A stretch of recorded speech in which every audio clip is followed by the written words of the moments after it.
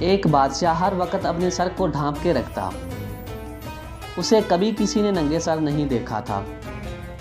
بہت سے لوگوں نے اس راز کو جاننے کی کوشش کی، لیکن بادشاہ ہر مرتبہ کمال مہارت سے بات کا رخ موڑ کر جواب دینے سے بچ جاتا۔ ایک روز اس کے وزیر خاص نے بادشاہ سے اس راز کو جاننے کی ٹھان لی۔ حسب سابق بادشاہ نے بڑی کوشش کی کہ کسی طرح وزیر کا دھیان ادھر ادھر ہو جائے، لیکن اس نے بھی جاننے کا مصمم ارادہ کر رکھا تھا۔ آخر بادشاہ نے وزیر کے سامنے ہتھیار ڈال دیے، لیکن اسے ایک شرط پر بتانے کی حامی بھری کہ وہ آگے کسی کو نہیں بتائے گا، اور ساتھ ہی کہا کہ اگر اس نے شرط کی خلاف ورزی کی تو اسے سخت سزا بھگتنا ہوگی۔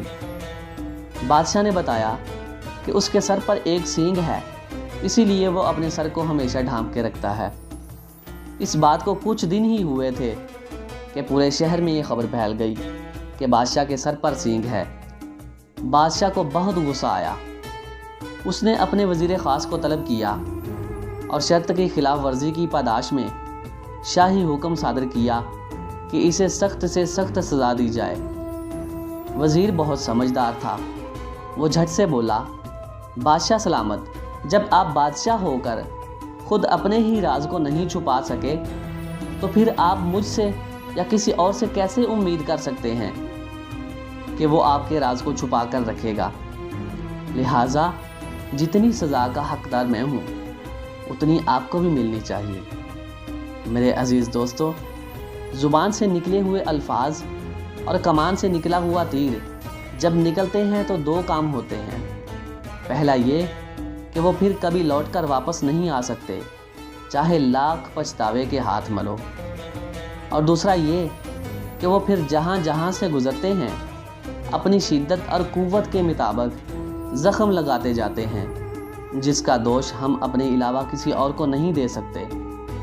اس لیے کہتے ہیں کہ جب تک الفاظ آپ کے اندر رہتے ہیں وہ آپ کے غلام ہوتے ہیں، اور جیسے ہی وہ ادا ہو جاتے ہیں پھر آپ ان کے غلام ہو جاتے ہیں۔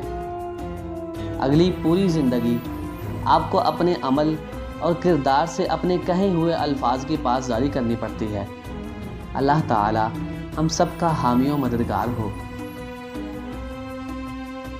دوستو، اگر آپ کو ویڈیو اچھی لگی ہو تو لائک کمنٹ ضرور کیجئے گا، اور ہمارے اس چینل انسپائرنگ اسلام کو ضرور سبسکرائب کیجئے گا، اور اس ویڈیو کو زیادہ سے زیادہ شیئر کیجئے گا۔ جزاک اللہ خیرہ۔